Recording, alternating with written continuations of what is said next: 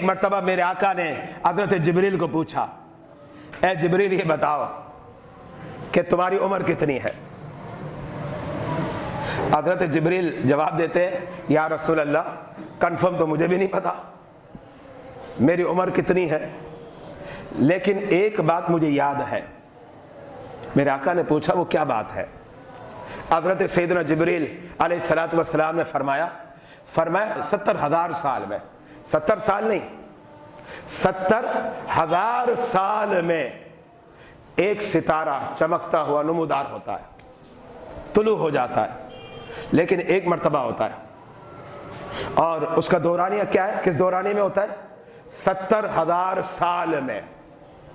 حضرت جبریل فرماتے ہیں اس ستارے کو جو طلوع اور نمودار ہوتا ہے میں نے 72,000 مرتبہ دیکھا ہے۔ غور کریں، 70,000 سال میں ایک مرتبہ نمودار ہوتا ہے، اور دیکھا کتنی مرتبہ؟ 72,000 مرتبہ۔ ذرا کیلکولیشن تو کریں کیلکولیٹر پر، اس لیے کہ انگلی سے گننا بڑا مشکل ہوگا، کیلکولیٹر آپ کو استعمال کرنا پڑے گا۔ جب 70,000 کو 72,000 سے ضرب دے دیں، منٹیپلائی کر دیں، تو یہ بنتا ہے 5 خرب 4 کروڑ سال۔ اب وہ ستارہ کون سا ہے؟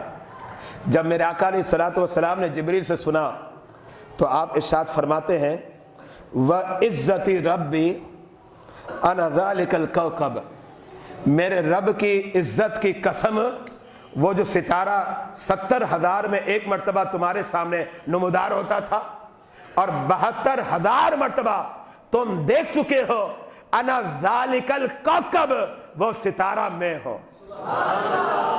نعرہ تکبیر، نعرہ رسالت، سرکار کی آمد، مرحبا، وہ ستارہ میں ہوں۔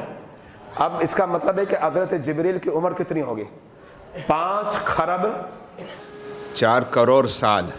اس کا مطلب یہ ہوا کہ جب آدم علیہ السلام کی پیدائش ہوئی نا، تو آدم علیہ السلام کی پیدائش سے ہزاروں سال تو بہت کم ہے، لاکھوں بھی کم ہے، کروڑوں بھی کم ہے، بلکہ حضرت سیدنا آدم علیہ السلام کی پیدائش سے اربوں سال پہلے رب ذوالجلال نے اپنے حبیب کے نور کو پیدا فرما دیا تھا۔ اور ابھی جو میں نے حدیث پیش کی اس کے حوالے بھی سن لیں، یہ سیرت حلبیہ جلد نمبر 1 صفحہ نمبر 30 پر ہے، روح البیان جلد نمبر 3 صفحہ نمبر 543 پر ہے، جواہر البحار جلد نمبر 2 صفحہ نمبر 319 پر یہ روایت